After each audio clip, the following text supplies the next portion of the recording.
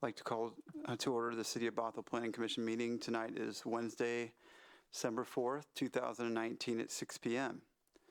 All commissioners are present with the exceptions of Commissioners Hampton and Kiernan, who are absent and excused.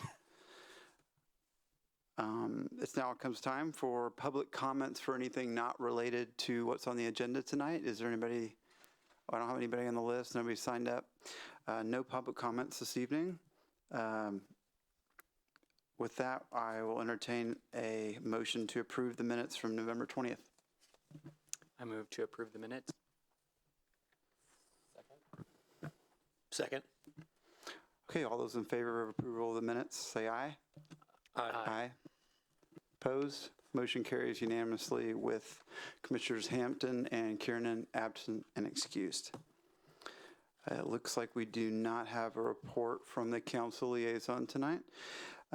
So with that, we will go ahead to move into the continuance of the public hearing on downtown public space code amendments, and will be led by Senior Planner with the City of Bothell, Dave Boyd.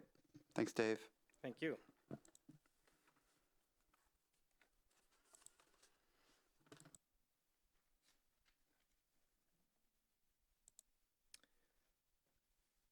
Okay, this is a continued public hearing on downtown public space code amendments. And I'm going to start off again just to the policy basis for the downtown public space requirement is based in the downtown plan community vision, and specifically this phrase here that the vision was to create a sequence of unfolding spaces that inspire people to walk and to linger in the center of the city, as shown in these diagrams. Comments that we've received to date and potential approaches that we're looking for feedback and direction from council, from Planning Commission on tonight are we've looked at some different ways of reducing the amount of public space required, including reducing reducing the amount to 60 to 67% of the current one, which was first introduced in the September 18th packet. But since the last public hearing on November 6th, we've also, in analyzing the numbers a little more carefully, we realized that actually we already had realized that there really wasn't a need to reduce the requirement for townhome developments in the downtown transition district. And that got us looking at whether a requirement based on the floor area as opposed to the number of units would make sense. So therefore a townhome development has bigger units. If you base the requirement on floor area, then it would probably balance better with the apartment homes, which is where the main issue is, and we'll get into that a little bit more later. Second thing was whether we want to have a cap on the based on the percentage of the site area. Potential caps of 15 and 20% were analyzed. We have discussed adjusting the provisions for fee and lieu, and want to talk about that and get direction on a change that would allow medium-sized projects to use the fee and lieu without any restrictions, and larger projects to use it with a fee and lieu of for up to 10% of their requirement, and make that without a special director's approval, so that's something that they know they can have as an option going in. And then one thing that came up at the last meeting, primarily, there was some discussion about and some support for exempting smaller infill projects, and direction to us to look at what would be a likely threshold for that. And finally, in doing all of this analysis, I'm also asking for direction on explicitly allowing in the code some things that we've done administratively, allowing developers to transfer required public space from one site to another if they're developing two sites in the same time period, and treating adjacent sites as one for purposes of applying the code amendment. So, just to start into the analysis with this image, this is the Dawson Square townhome development where they provided actually almost 2,000 square feet more than was required because they had these pedestrian passages going through the site that lent themselves to the public open space requirement there. And they also performed the function of connecting with these pedestrian ways different parts of the neighborhood, connecting to the library, connecting to Volunteer Park from adjacent developments. The analysis also looked at reductions on the amount per unit, even though in the townhome developments, they have been able to meet the requirement. And this was a development that we were able to start to explore the possibility of a requirement based on the gross floor area as we do for office space, and I use the same 10% for office space in downtown transition district. That would have resulted in a requirement of 9,333 square feet. So we might need to adjust that a little bit if we want to try to kind of hit what we're actually getting on these sites. But that's part of the initial analysis. Site area and in lieu fees are really not, fee limits are really not relevant in these townhome developments where they're able to meet the requirement quite easily. And the site 15 or 20% site area limit would have been quite a bit higher than what the requirement was. Similarly, the landing provided a little bit more, just 127 square feet more. Both of these projects, the open space amounted to about 9% of the site area.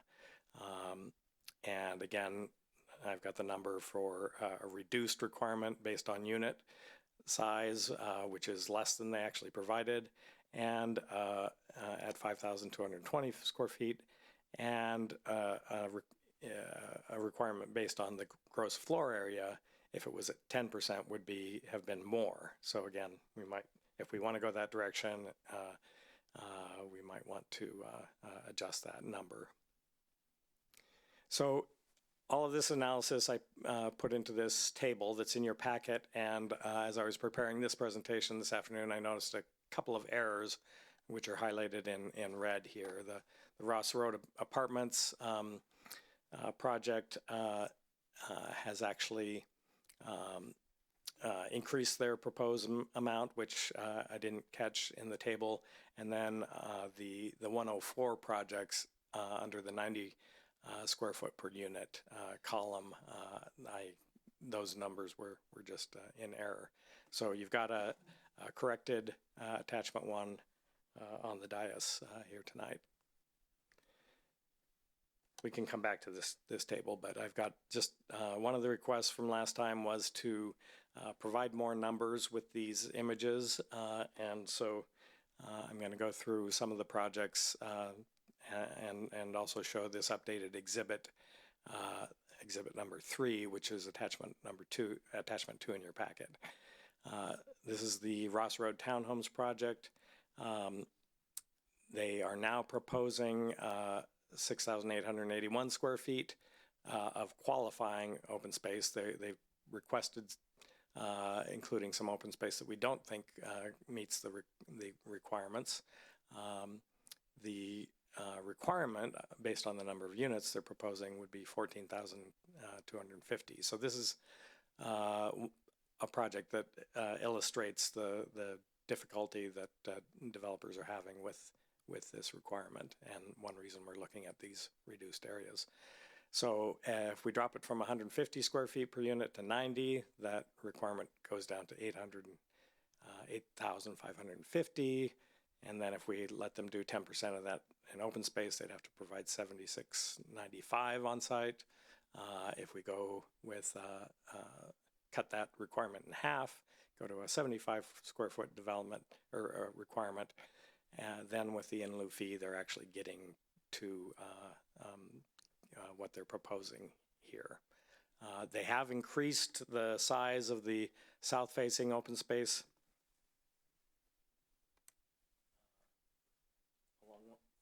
along 185th, and increased the width of the passage and made it more open to 185th in this proposal.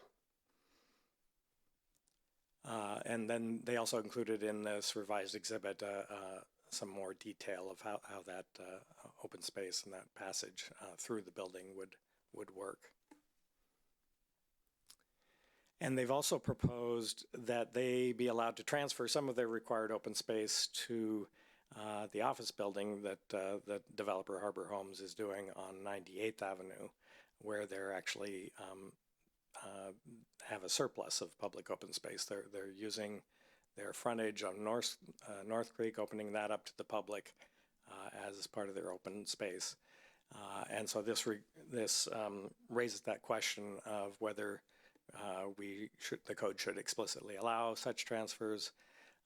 And it also raises another question, because this is just north of another, immediately north of another Harbor Homes project, the 98th Avenue Apartments, where they have proposed and have been allowed to provide 69% of their required open space in fee in lieu. They are using their Horse Creek frontage as their public open space that would connect to the public open space on the adjacent property, but it would still leave them significantly short. So that again raises the question of using it in combination with the other site. And also this site, there had been a proposal to connect at 183rd through here. That turned out not to be feasible to make this street a through street, but we did require them to build a pedestrian connection that connects to 183rd to the west. That space doesn't qualify. It doesn't meet the minimum 20-foot width, so they didn't get any credit for that. So that's another question that we're bringing to Commission, whether we should allow some sort of credit for pedestrian connections like that may not meet the open space, the public space requirements. A similar project in terms of a project that was allowed to combine two adjacent developments, phase 1, phase 2 of the POP, in terms of their open space requirement, which allowed them to, since the overall requirement was more than 3,000 feet, they were able to divide it into smaller spaces of a minimum 1,000 square feet. So again, this was just to kind of illustrate that combined proposal. And again, the POP, this is a little bit of an anomaly. They provided over 15,000 above, well above the 12,644 square feet required, but the space that they are providing is on a upper level terrace and on a shared driveway, pedestrian and vehicular shared passage, and then a passage along the north side of their building, which they have gotten an easement from the school district to develop that whole width there. So this is, if you count all of that, that's 34% of their site area. But again, it's not on a separate parcel. It's on top of existing development for a significant part. Here, the limitation on the percent of site area would definitely have come into play in reducing their public space requirement. The addition apartments, here are the numbers for the addition. They're providing, or they provided a little over 6,000 of the required 13,500 paid the rest in fee and lieu. So a little over half of their required public space was done in fee and lieu. Here the reduced amounts start to get close or go below what they actually provided in the most extreme reductions. We've now transitioned over from downtown transition district properties to downtown neighborhood district properties that do have a reduced public space requirement. Another example, the 104 provided almost 7,000 square feet of the 11,500 square feet required. This is the project that transferred that extra to the Six Oaks project. So the full amount was provided, just not all of it on this site. Some other examples and examples that get at the threshold for potential exemption from the public space requirement are these smaller infill projects. On the lower left is First Street Flats on the corner of Northeast 183rd and 98th. That had a 335 square foot requirement that they were able to meet on site, a small space between the two proposed buildings. But I think there has been some sentiment that small infill projects like that aren't able to take advantage of the economies of scale of larger projects and are difficult to make pencil out, just waiving the requirement could make sense. Slightly bigger projects, 13 townhome units on the corner of 183rd and 185th is providing less than half of their required open space in a corner open space. And this would be above the proposal. What we've proposed as a potential threshold is a project that requires 1,000 square feet or less would be exempt. So this wouldn't fit into that, but they could do as they've done here, provide part of it on site and pay fee in lieu without any percentage limitation. So those are illustrate the issues that we're hoping for a little more, perhaps more definitive direction, including maybe even a straw poll, because last time around we kind of got solicited individual comments from commission members, but didn't have a real good sense of how broad the support for some of those positions were. And just as a reminder, one of the comments was that the public space requirement shouldn't reduce the number of units, that since we are trying to build that critical mass. And there was at least one commissioner who thought that we should go to we should cut the requirement in half, or at least explore that. So again, these are the questions, the potential reductions, and whether the new information is whether to consider and for staff to fine tune a proposal based on the floor area as opposed to the number of units. Limits in the percentage of site area to be required public open space. My sense is if we can kind of get the requirement fine-tuned, we might the limits may not come into play as much, but it could provide some protection, I guess, for unusual sites. Third question is limiting the use of in lieu fees. We're proposing that projects that have a requirement between 1,000 square feet and 3,000 square feet be allowed to use in lieu fee without any limit. At least we haven't proposed a limit yet. And then larger projects could use it for 10% of their requirement. Number 4 is waiving the public space requirement for smaller projects. And again, we're proposing 1,000 square foot, a project that would have a requirement of 1,000 square feet or less would be exempt, or could be exempt, and then the question of whether there is support on the commission to actually make explicitly allow transfers and treating adjacent sites as one for the purposes of the public space.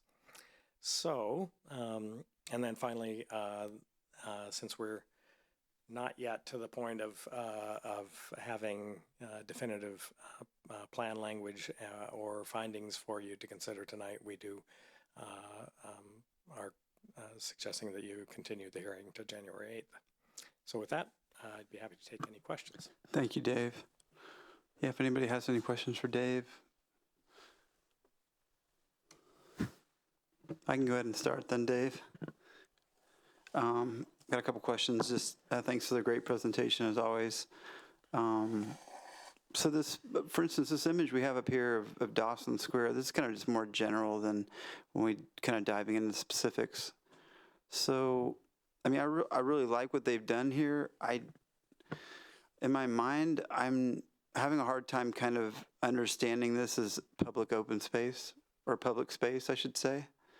Because I guess while it is kind of a walk-through area, potentially for people needing to get on the other side or going to visit somebody, it's really more of a nicely landscaped area for the people who live there in my mind. So what am I missing with regards to when I'm thinking of what open space should be or public space should be? Do they need to have benches? Is there any kind of requirements that allows it for them to be able to like sit down anywhere and think of it as a place that, oh, this is for me as well as the people who live here? Yeah. Since there's such a range of potential solutions for the public space, not all of these spaces are spaces that necessarily where benches would be appropriate or required. Think of, well, the little dog park at Six Oaks or the adjacent rain garden at Six Oaks. Those are spaces that provide some public benefit, whether you can actually get in there and use them like the dog park, or whether it's just provides some greenery along the sidewalk and breathing room, open space. Same as with the where the Six Oaks are. We didn't require them to put a path through that since it's right alongside a sidewalk. There again, it's a green space that's there providing public benefit just by being there and being visually accessible. In this case, and so when it comes to things like benches, there was already language in the guidelines encouraging site furnishings like benches, tables, and we've bolstered that to some degree, but we've left it in the guidelines because those amenities don't make sense everywhere. So that's going to be a judgment call with the applicant and the reviewer. As far as these passages, one thing that we didn't provide you with any revised code language, but as you recall, we did talk about the need for signage. And one thing we didn't, but I do intend to bring on January 8th, is augmenting that with, when we have passages like this, including some wayfinding signage. So not just saying this is a public space, but directing people that if they want to, that they can get to the library through along this path, or to Volunteer Park along that path. So that's perhaps a little long-winded answer, but that's what we're thinking. Okay. If I could just add a little more wind to that, because I think, just to pick up on the last point, I think is an important one as well, and we haven't talked a lot about it, but that's the context of these areas. So in this particular example, it's really providing a flow-through opportunity, a passageway to get from one area to another. That's probably less critical here because of what's to the west of it. There's not as much, to the west, but it does provide a connection for the residents, not only of this particular development, but the areas along West Hill that are on the lower part of the hill, to get through that development If that wasn't available, they'd otherwise have to walk all the way around the block in order to get over to the library or get to downtown. So it does provide that opportunity. This, isn't necessarily the best context for that, but if you imagine this in the middle of more of an urban area where you are providing that passageway through a block, so you don't have to go all the way around a block if you have a lot more pedestrian activity. So in the future, I think this will see a lot more usage as we get more Because on that, over there. thank you very much. Like when we kind of first started off the presentation, I think what we're trying to do is create a place to linger or whatever. And I think that was the terminology used. And I like it. I love the idea of vegetation and stuff. It's just, I don't know. I like that.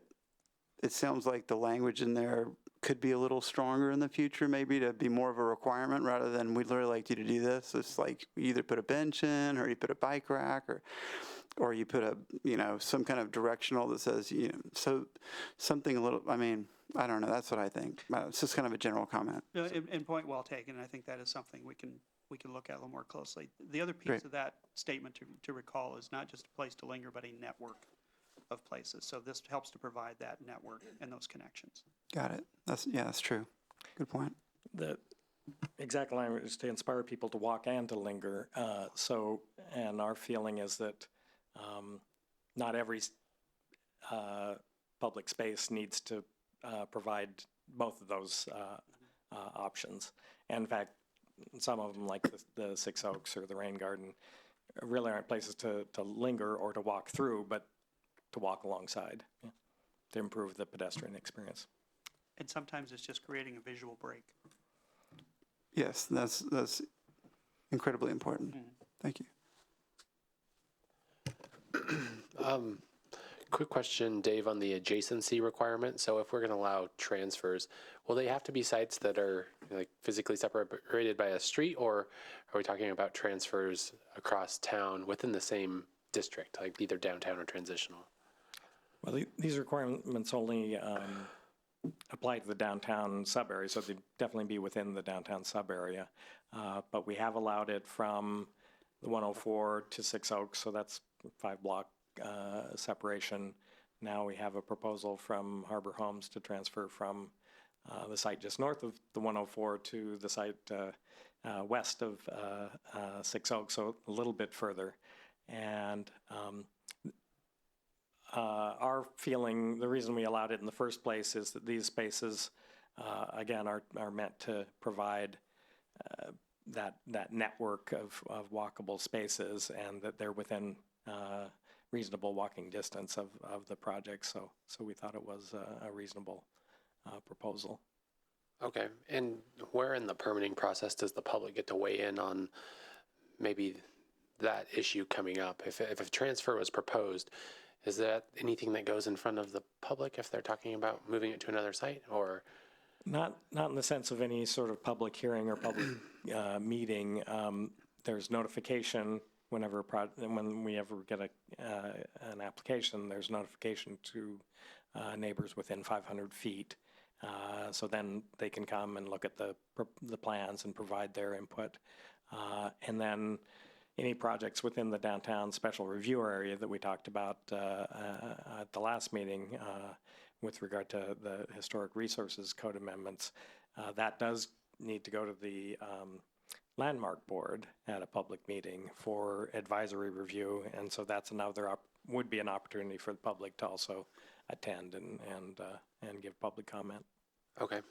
Yeah, because I'm generally in favor of the idea. I'm just concerned about maybe an owner has a property that's not developable, or a portion of it isn't due to topographical issues, or and then them stockpiling all of the open space on an area that never could be developed anyway, and sort of impacting the downtown adversely by offsetting through the transfer process. Yeah.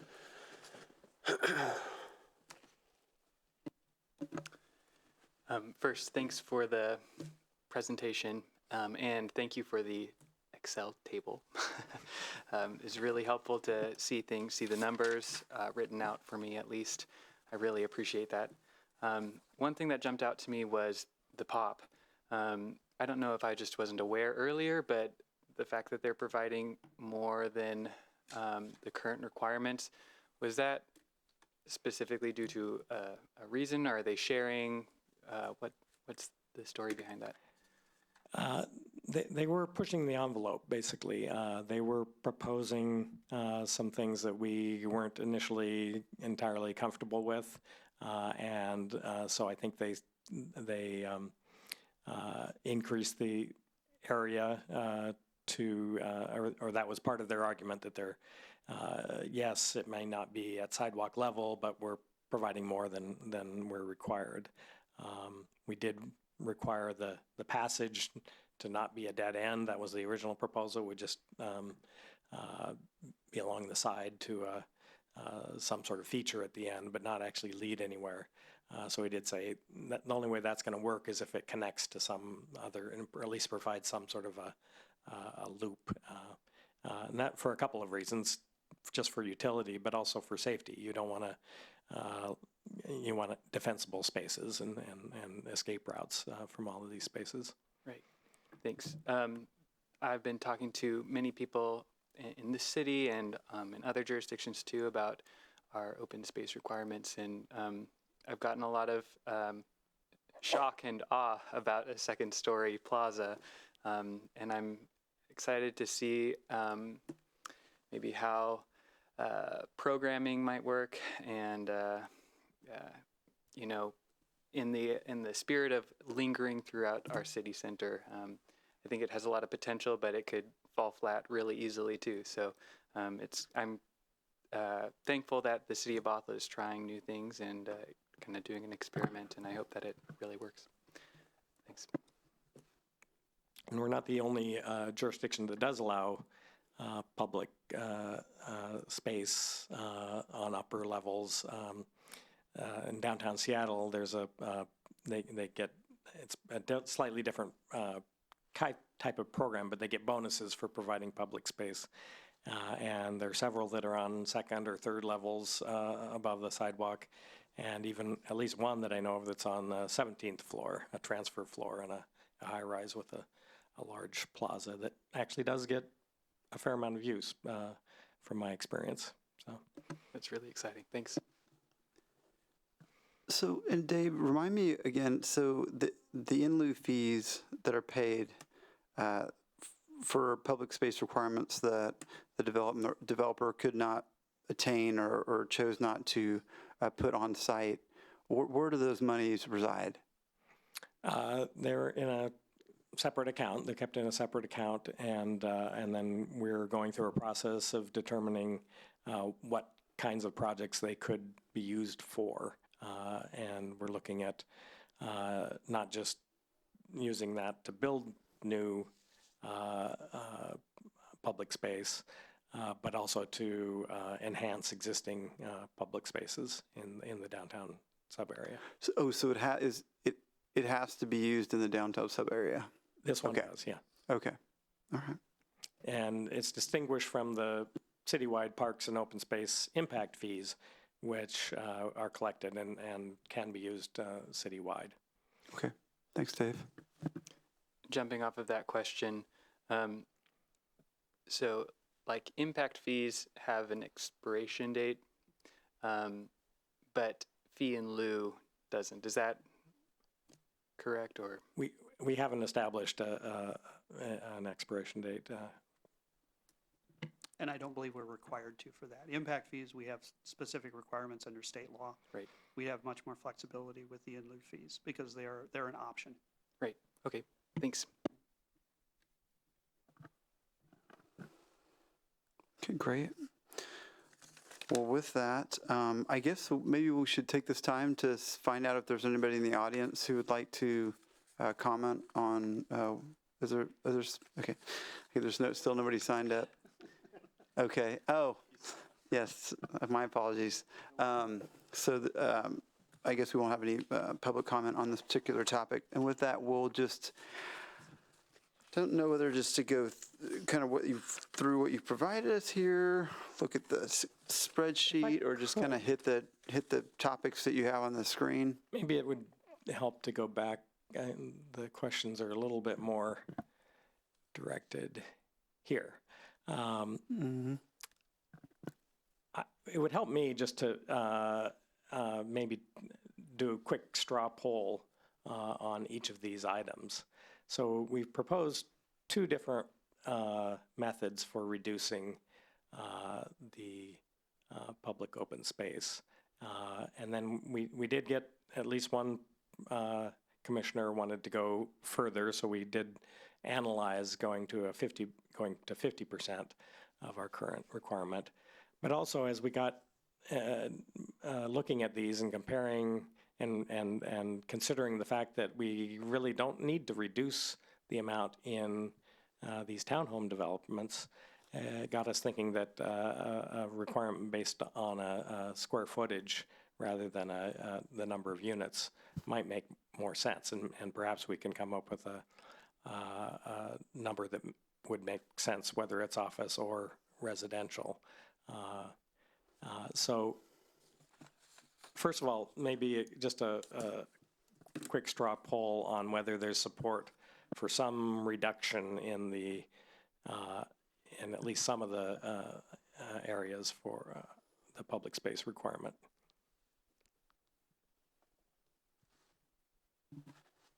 Can I just offer one thing? Yeah.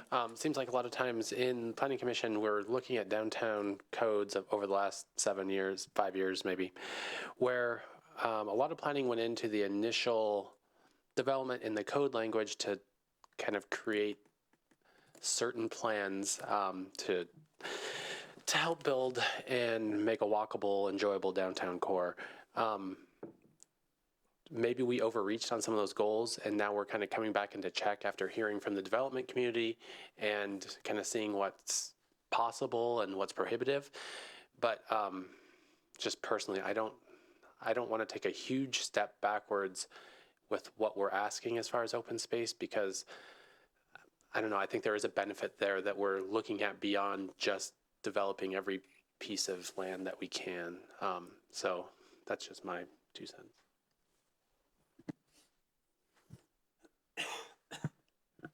Anybody else have any comments with regards to that? Oh, go ahead. Or just with regards to what David's question was? I know this is probably related to the other questions, but I'm still really concerned about the infill development in our community, especially in downtown where there's so much potential for infill. Infill is like a small amount of money can make or break a project, and for restrictions based on public open space, that it might just be like a very small little change. Adding that additional burden to that developer is not really in the spirit of creating a downtown that has that's thriving and that has a lot of different activities. And I think that the infill development itself can sort of draw people into the downtown area and help them to linger. And so I do support a reduction in general across the board, but 50% does seem a little, I'm a little cautious, just like Commissioner Cabe said, about making too many modifications and course corrections. But I think looking at this table and seeing how even a 60% reduction, it's bringing the requirement down to a scale maybe just above or at where the projects have proposed, and then adding additional in lieu fees to that could really help projects of all sizes pencil out a little bit more too. So I understand totally where those comments are coming from about crafting a plan and then coming back to tweak things and experiment. But I think we've experimented a while and found that our city's requirement is a little steep. So it does seem a little out of touch with the other jurisdictions in the area. And I think that we have a good opportunity now to make some changes. So that's where I'm coming from. Thank you. Thank you, Carson. And Commissioner Cabe. So Commissioner Cabe, when your comments, was it more of like, were you commenting more on the any type of reduction, or just in general looking at the reduction? Or were you talking about the 60 to 67 that staff is talking about, or the 50% one, or? Yeah, I'm just looking at the first question. Okay. So okay. I appreciated both those comments. I think they both made a whole lot of sense from the commissioners. I think I'm kind of in a little, I don't have a problem with the reduction.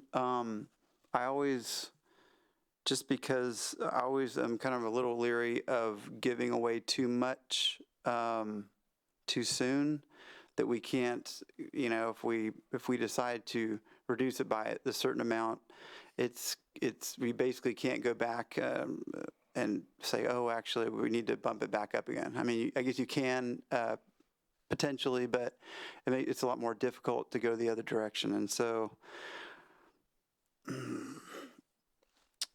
yeah, I don't have a problem, I guess, with a little bit of a reduction, but I also see the benefits of the public spaces, and there certainly is a lot of development going on within Bothell within the last 10 years. Maybe it's not getting quite as many units as we want in, but it seems like the development community has been able to have success with development. So that's why I'm still kind of struggling with the number that you have on the screen. One reason that you're right, we have been getting quite a bit of development initially, and we are getting the number of units that we were shooting for. But as I've discussed in the past, a lot of the early projects were either wholly or partly in the downtown core district that has no public open space requirement. So as we're moving out of that area, that's where we're getting the pushback now and seeing the need to revisit this. So Okay. That's where we're coming from. Yeah. Thanks for that clarification. And I think from a staff standpoint, we're also trying to figure out where's the sweet spot that we need to hit on this. One thought that occurs to me is I'm thinking ahead to what the council's reaction might be to some of these things. With apologies to Dave, he may kick me because we haven't talked about this. This is something that just popped into my head. And I don't know if it's workable, but sometimes there's an allowance for affordable housing, for example. So you might allow for reduced public space requirements if a certain number of units are affordable, or maybe they can get a larger reduction if they provide a certain number of affordable units. We haven't done the math on that. I have no idea if that would work, but that may be something that we could build into, as we look at what that number might be.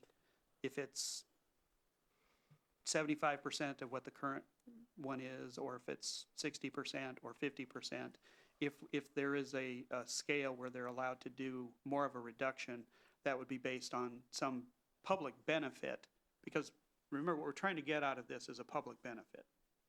So you're getting an alternative benefit instead of the public space. We don't want to give that up entirely, because that's an important part of what we're trying to do for the entire context and complexion of downtown. But I'm just going to throw that out to see if that's something that you're interested in us looking at anymore. And I'll stop talking before Dave kicks me. Oh, I'm just going to, if we can keep the verbiage flexible to where there are options, like you mentioned, is to say, hey, every project is unique in its own way.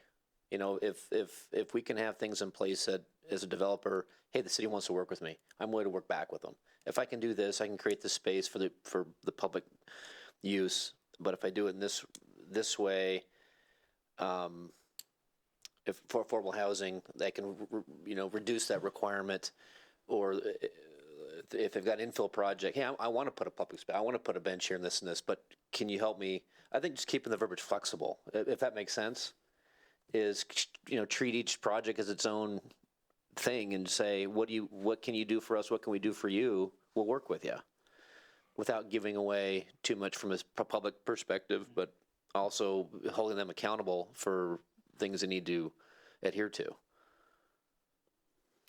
And I think there are different ways that we can provide that flexibility. I mean, it's a bit of a dilemma, because developers typically like predictability and flexibility, and they're often mutually exclusive.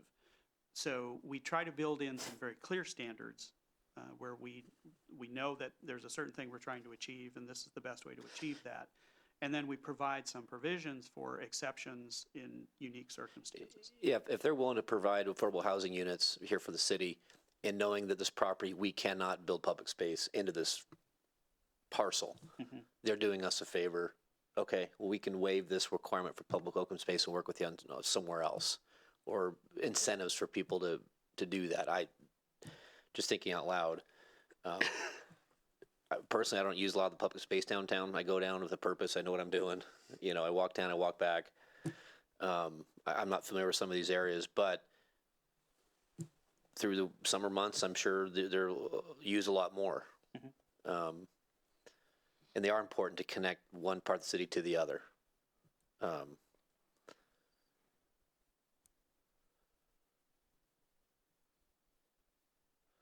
Just thinking out loud. Sorry. Oh, no worries. Yeah, I Commissioner Cape. agree in general. I mean, I think that's a good option, not to delay trying to finalize this, but I think it's definitely a good idea. And just to go back on my previous comments, I'm not opposed to reducing the totals at all. I mean, I think it's heading in the right direction. I just want to be cognizant of the fact of how big of a step we take. Yeah, that's all. Okay. That all helps. And with regard to the flexibility, I think from a staff standpoint, we've tried to work with developers and look at things project by project. What makes sense for this site, and part of this is as we do that, making the code amendments that make that explicitly allowed, rather than something that has to be negotiated as you go through the process. So.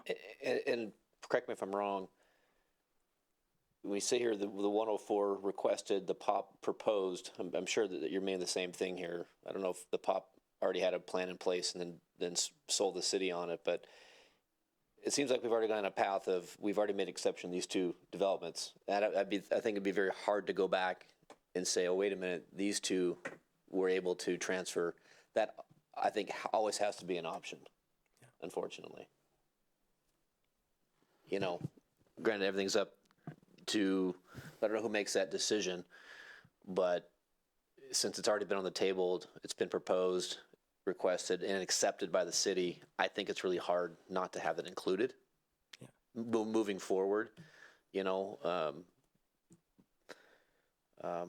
but to answer your question, I'm for some reduction, but what that percentage is, I'd rather take a smaller step than a bigger leap.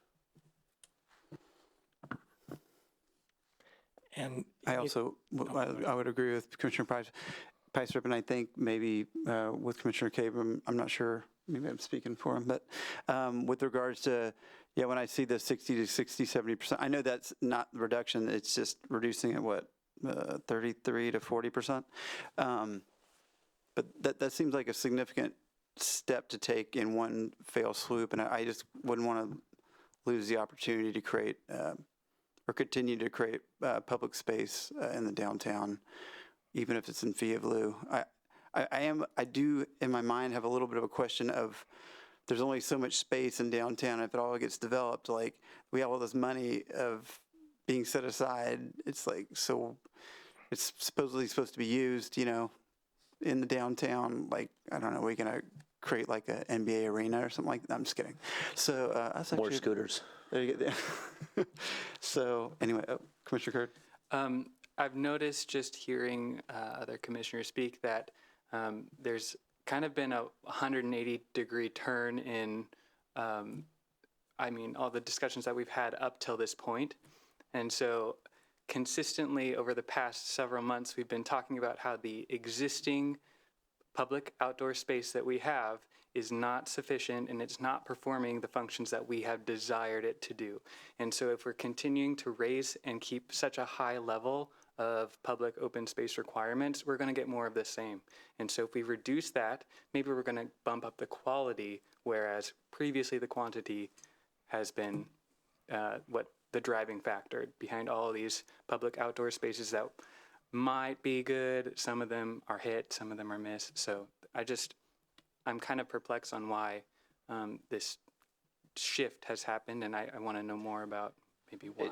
It seems like we're almost at where we can have a course correction. Where like we have some historical properties, some data that we can actually analyze and say, this just isn't working. Is that kind of what, I'm trying to follow you right here. If we make some changes now that we hadn't made, can we improve the mission statement of this thing? What it's truly intended to do versus just throwing up stuff just to throw in stuff just to meet a requirement? Right. Is that kind of That's what okay. my point was. Yeah. I agree. I probably should point out, we started off the discussion more on the quality of the open spaces that we're getting, and we have, I think, agreed, we have consensus on some code language to strengthen the provisions to make what we are getting better, and now we're kind of trying to crack the tougher nut, which is getting the amount right and fair. There's a point that some would make me upset is if there is a development that can legitimately put some really good open space and they just refuse to do it, I want to charge them more as from an in lieu fee standpoint. It's like they're in a good faith effort. You know, we've got some really prime property to do some fun, some cool stuff, meet the requirement, but some people may not want to see it that way. And so now I'm just going to pay the fee and get on with it so I can put more units in. Well, I don't know if I necessarily agree with that either. And that's one of the reasons we're looking at putting a limit on that, because right now there isn't one. They can just come in and pay a fee and argue for anything. Well, it's at the city's discretion, but there's almost a little too much discretion. We don't have a lot of guidance to use there. So we're trying to put a limit on that so that it's easier for them to use, provide some predictability, but also some flexibility in how that might work on the site. But not, as you say, just let them pay the money and walk away and not provide what we're trying to achieve there. So I think what I'm hearing in response to the first question is, yes, a reduction. We'll play around with some other numbers, Can you give us some options of some numbers so we can look like 80% or 75%. 70 or and then put the 51. I mean, there was a commissioner who did, so. And we do have the 50 on here, so we can add a couple more and show you what those might look like. And I really do want to, I kind of just started to get into the basing it on the gross floor area, but I think that, to me, it has a lot of promise because it would be a way to reduce the requirement for an apartment development without necessarily reducing the requirement for townhomes where the amount that we've got that we're requiring. I think we need to kind of look at the numbers a little bit more carefully, think a little bit harder about whether it should be gross floor area or net floor area or exactly how we formulate it. But I think that has some promise to kind of hit that sweet spot that we've been talking about. So I'm seeing several nods on the commission, so it's okay if we continue to look at that, use that different calculation approach rather than per unit basis. Okay. So the other one was the cap. So what I'm hearing in sort of in the more conservative approach that a cap maybe, and it may be that if we can hit the sweet spot in terms of the number based on square footage, that the cap might become unnecessary, or maybe we go ahead and have one just for some really oddball site that we haven't really analyzed yet. But again, the more not going too far with this reduction, maybe the 20% would be, based on what I've been hearing, might be a better approach. And I think the numbers in the table show that going to a 15% cap would actually take us below what some projects have already provided. So then on question number, Commissioner. I mean, I know it only applies to the large sites, but with question number 3, if you had the 10% automatic, that was not something that being contested, that takes you from 20 to 18% right away. So, I mean, you're already kind of cutting into that total number as far as. and that's actually a question whether we would allow the reduction, the 10% fee in lieu with the 20% cap. So that was something that we were debating among ourselves. Yeah, so what do commissioners feel about number 3? Or did we finish number 2? Did we give you guidance? I think I've got what I need on 1 and 2. So number 3, what kind of the working approach that we're talking about, and 3 and 4 kind of go together. So if why don't we actually jump to 4 first? Is there support for fully exempting smaller infill projects? Absolutely. And Yes. Yes. and does the requirement of less than 1,000 square feet seem appropriate? Yeah, I think there has to be a reasonable amount, but I think moving forward, we're seeing numerous large projects pop up in our backyard, literally. It's existing pieces of property where you can only put so many smaller, that's what's going to, I think, change the character of our city, is these smaller infill projects, and I don't want to hamstring them. And I think having them exempt, I think would be a huge benefit moving forward.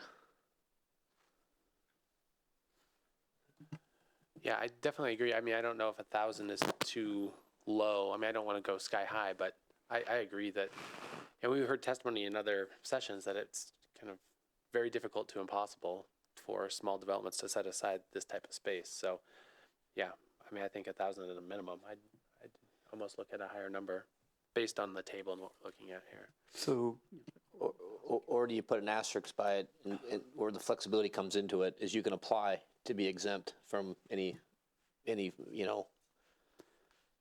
public space requirements, case by case. I don't know how many we get per year. Well, if you look, I think, but you have to have some kind of, you have to have some type of, you don't want to have the language to be too flexible. I mean, you want it to be flexible, but there's certain times that you need to have there needs to be a number, doesn't there, with the staff? Yeah, so you're right. So it's not every development that's coming in that's, it's like, well, we're 1,300, 1,400, we're kind of close to 1,000. Like, it's like, I don't want it to create trouble for you all. Or But I get your point. if they've got an option to, hey, I can do some public space here and make it pencil out, that'll benefit the city and myself, can we talk about something where you may not necessarily meet the requirement? I'm just, again, thinking out loud. We're talking about them. Oh, I see. If they're big, more than 1,000, I see what you mean. Yeah, it's like, hey, I can do something here. I'm beyond the number, but I can make it work on my end and hopefully suffice on the city's end. well, that's where the fee in lieu comes in. That above 1,000 feet, they could do it all in fee in lieu in the way we proposed it. The 1,000 square feet came from in the provisions for the dimensional requirements for public space, say that it all has to be in one space unless your requirement is at least 3,000 square feet. And at that point, you have to have at least one space of 2,000 square feet and none smaller than 1,000. So that was the rationale behind using 1,000 square foot as the requirement.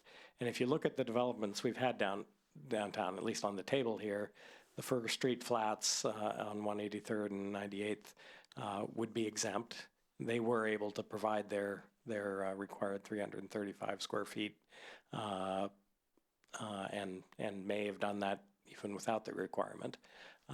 Another one that is exempt that isn't proposing any is a 5-unit townhome project on the between 103rd and 104th on 185th. The Harbor Homes office project is just over 1,000 square feet. That's a 3-story office building. Another one, Health Point, is about the same total size. So they would have been just a little bit over the threshold. So they would have to pay a fee in lieu. But a slightly smaller project, or potentially they could downsize their project to get under that and be exempt. But in fact, they're proposing to provide almost twice as much as they're actually required. So I think it seems to work. It seems to pass the initial test of being reasonable. So essentially, we're creating a 3-tier system here. If they're required to provide less than 1,000 square feet, they would be exempt. If they're between 1,000 and 3,000, then they could just pay the fee. They wouldn't have to ask for permission to do that. It'd be their option to do that. And if they're above that, we're talking about, you know, the number of the reduction and the cap and that kind of thing. Because those are the bigger projects where it will make more of a difference. Excellent. And I feel like on the infills, I'm glad it sounds like we have some pretty unanimous support with regards to the 1,000 square foot, or potentially even, I don't know, there's a proposal that might be higher. But that I feel like on the infill projects, you almost, because they're smaller, it's almost like you get public space when you're not even trying to do it, just because they're small. They're not such big blocks of buildings. They're potentially. So. Okay, so then we moving on to number 5 then, is that right? Well, Or, oh no, just 3. one- 3, sorry, we got to go back to 3. 3, that's right. So the current thinking is no limit on the use of in lieu fee for those medium-sized projects requiring between 1,000 and 3,000 square feet. And then once you get above 3,000, you can only use in lieu fee for 10%. Any thoughts on that? Or? And just real quick, one of the reasons we were proposing that is we heard from the development community that if they can apply for paying a certain, any portion as a fee in lieu, they'd like to know that up front, because then they don't know what their costs are in the project or what the design of the project is until they know whether or not they can pay a fee in lieu rather than provide that space. We don't know whether that's going to work from a city standpoint until we see a design. So it's almost creating a catch-22 situation, and that's created some challenges for the city and for the development community. So I think that's one of the reasons we've made this more of a bright line. It's like, okay, 10%, that's it. You know that up front. You can decide if you want to do that on your own up front. Maybe the 10% isn't right, but that's what we're trying to accomplish with that. I really like that approach, the tiered systems. Like you said, it gives a lot more knowledge up front to potential developers. When they're in their feasibility stages, they can start to understand a little bit more about what's possible. So I like that. The fee in lieu for medium projects, being able to use it all the way, that would be without director approval. So that seems reasonable given the looking at the medium-sized projects on the sheet here. I think that the 3-tiered, I'm a fan of that. I see nodding of heads. Okay. I take that as approval. Okay. And then we already had a little discussion on this. I heard some support for adding code language that explicitly allows transfers between sites and treating adjacent sites as one. Any other thoughts on that?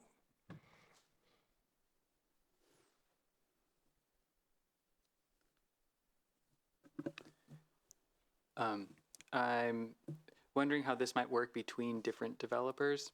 It would be pretty difficult. Yeah, so far, we're only proposing it by the same developer. No. Right. Yeah. Okay. I guess I'm in support of it because, again, it's about the quality of these outdoor spaces. No, open spaces. Public spaces. Public spaces. spaces. It's about the quality for whatever me. you want. That's, we know what we're talking about. It's about the quality, and so if developers able to take advantage of the alignment of Orse Creek, I think that's a huge benefit to the city. Where having contiguous open spaces, that's a huge benefit. I think that that's boosting the quality of those spaces a lot more than just satisfying quantities. So yeah, I think that we should allow that. I do too. I agree with those comments. Looks like we're in agreement there too. Thank you. So I think that concludes this. The only thing would be to continue the public hearing Yeah. to January 8th.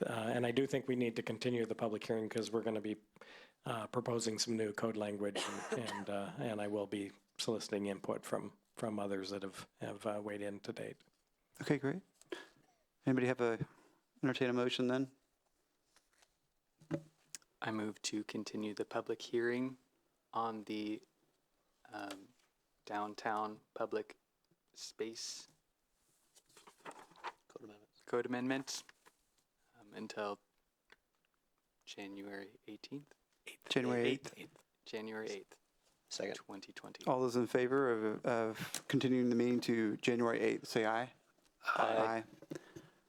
Carries unanimously. And I'm sorry, I didn't get the second. Who was the second on that? Brad. Brad, Commissioner Picep. Thank you. Thank you. Transportation. Okay, then we'll go ahead and move into the study session. First, I guess the first study session is going to be 2020 transportation impact fee updates. Thank you, Mr. Chair. First, I want to thank Dave for being here tonight because he's been fighting a cold for the last several days. So thanks for toughing it out and helping us through this. I'll go home, get better.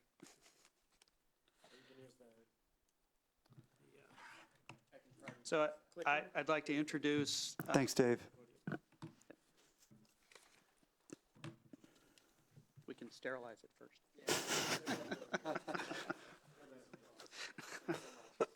So I'd like to introduce Boyd Benson. Boyd is the Utilities and Development Services Manager for the Public Works Department. Last night, he gave a presentation to the City Council, very similar presentation on transportation impact fees to the council. He'll talk about this, but they approved those fees.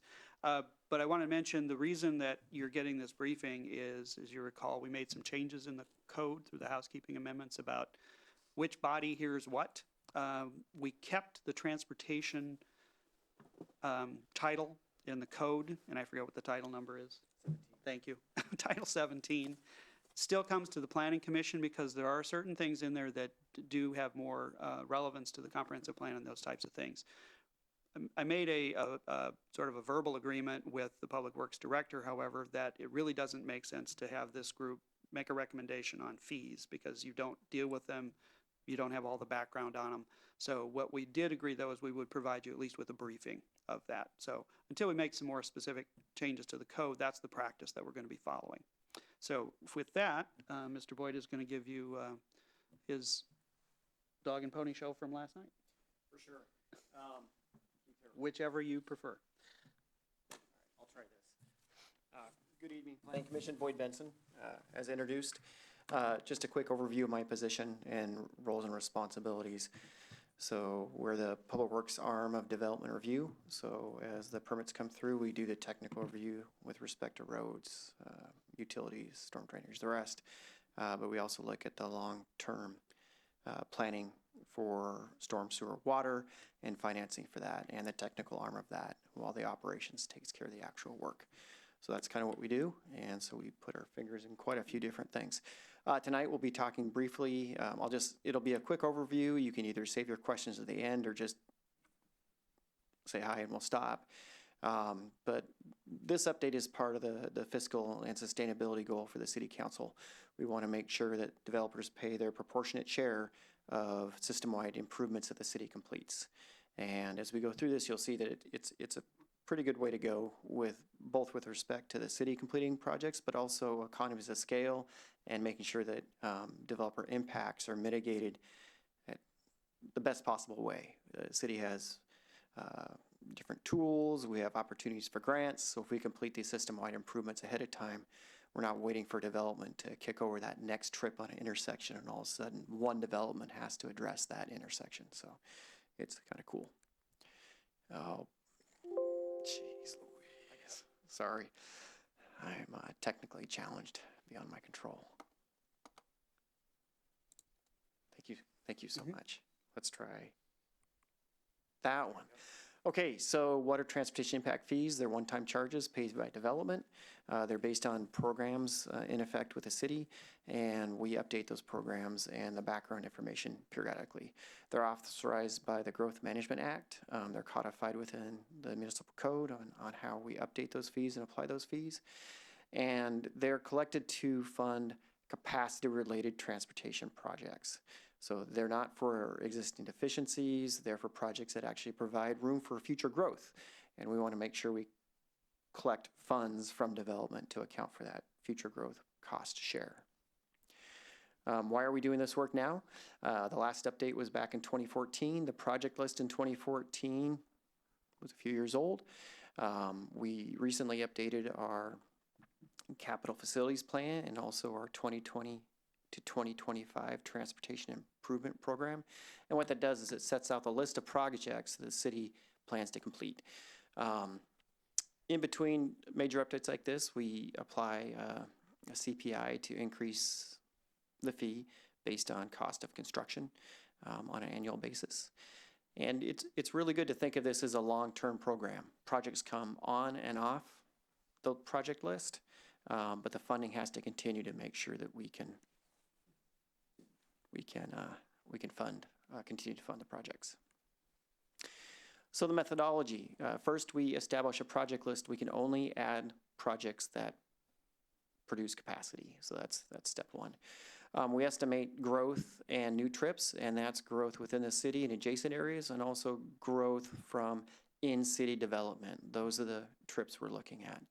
And then we determine the proportionate cost share. So we want to make sure that we understand that growth isn't paying for all the capacity. That's not correct. There could be existing deficiencies, and there's pass-through traffic over time, but we want to make sure that we collect their fair share. And then it's really simple math. It's a numerator and a denominator, and we go through there. Further on, we'll talk about the impact fee schedule that actually looks at how we take this impact fee and apply it to different types of development. Is this okay? Pace? Okay. So impact fee eligible projects. The 2014 project list had 12 projects for the total of about 160 million. About 40 million of that was impact fee eligible. Since that time, we've completed 5 projects, actually 7. So there are 5 projects that haven't been completed, and we're retaining those projects because they're still eligible. They're growth projects. We're also retaining 2 of the completed projects, the Crossroad and Multi-Way. The project is going to be completed, but there's still debt being paid on those projects. We want to make sure we continue to collect fees to pay for that debt. And so this is just a brief summary table. The current project list is 10 projects with a total estimated cost of $223 million. And one thing to remember is the third large bullet up there is these aren't projects that the city just wishes to complete. These are projects that are scheduled, have allocated funding, usually have grants already in process, because we need to make sure that we can get this work done within specific timeframes. And you discussed impact fees, and the horizon is currently 10 years. We want to make sure we can get the work done, not only to accommodate growth, but to make sure that we don't have to return those fees in the future.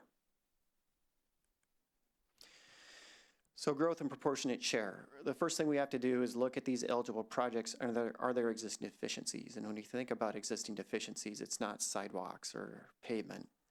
It's capacity. And for the projects that are on this list, there are not existing deficiencies. These are roads that have to be improved to provide additional capacity in the future. And the next one we do is we look at a travel model. The city uses a consultant, Fair and Pierce. They have our current transportation model. And what we do is we model each of these segments, projects, the 10 projects, to understand what's there now, what's there in the future, and for the future, what is developed from new growth within the city. And that growth generally ranges from 19 to 38%. There's one segment that has 70%, and it has an average of about 31% for the program.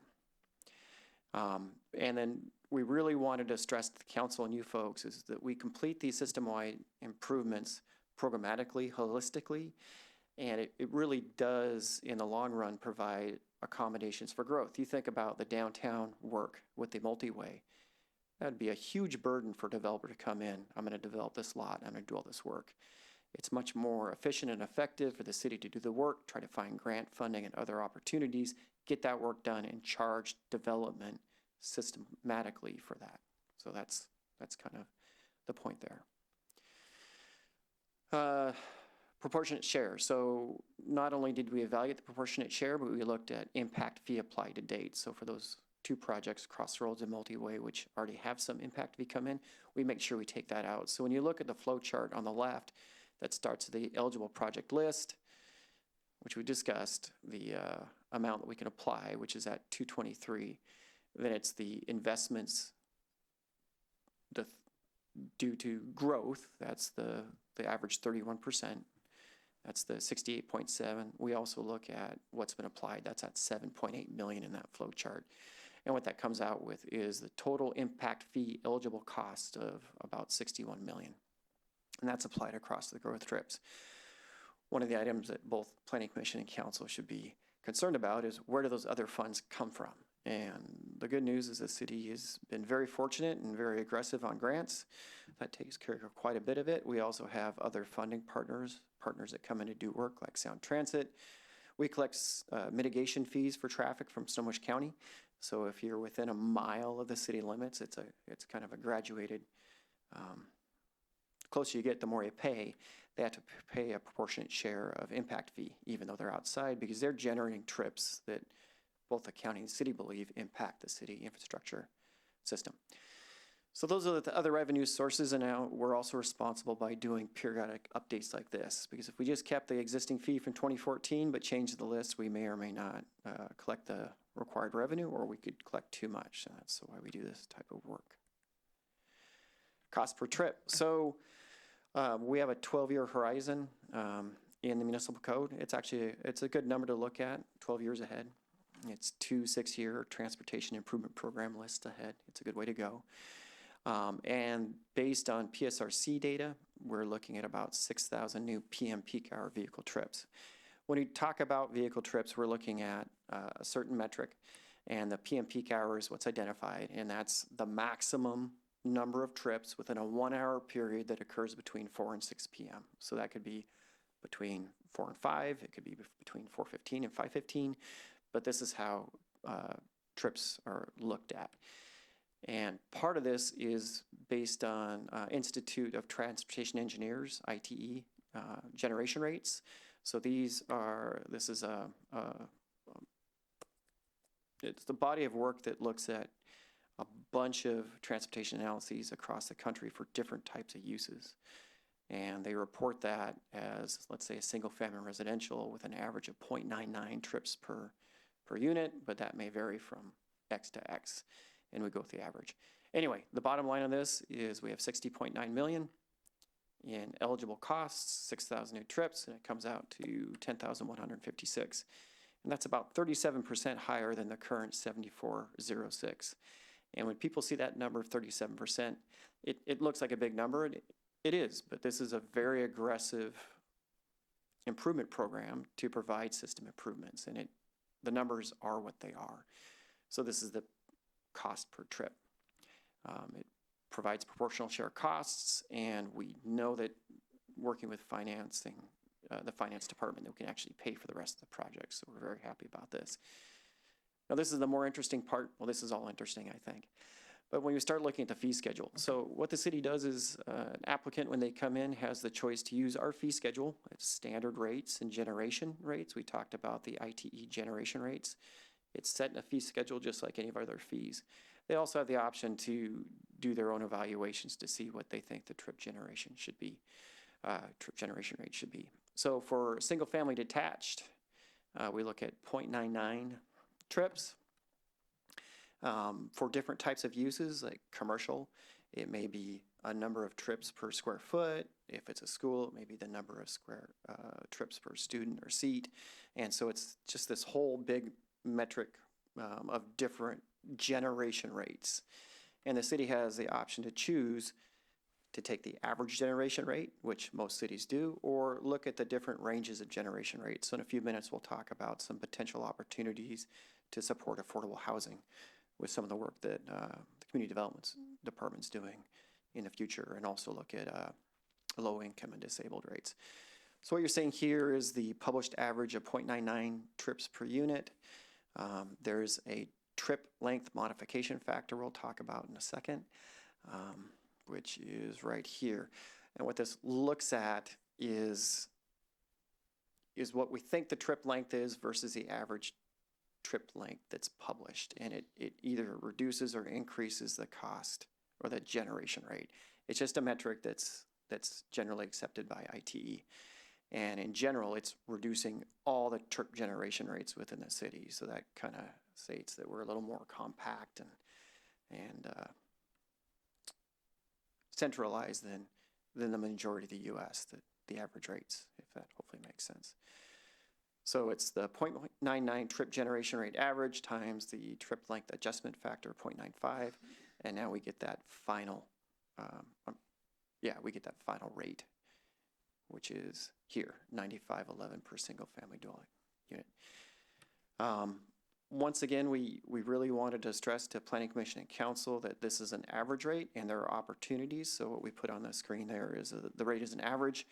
So multifamily may be a 0.45 average rate, and that's what we show in the fee schedule, but the range that published is 0.15 to 1.1, a huge range. So if someone came in and looked at multifamily, low income or affordable housing that may not generate the same amount of trips because Community Development Department enacts regulations that has fewer parking or some other mechanism.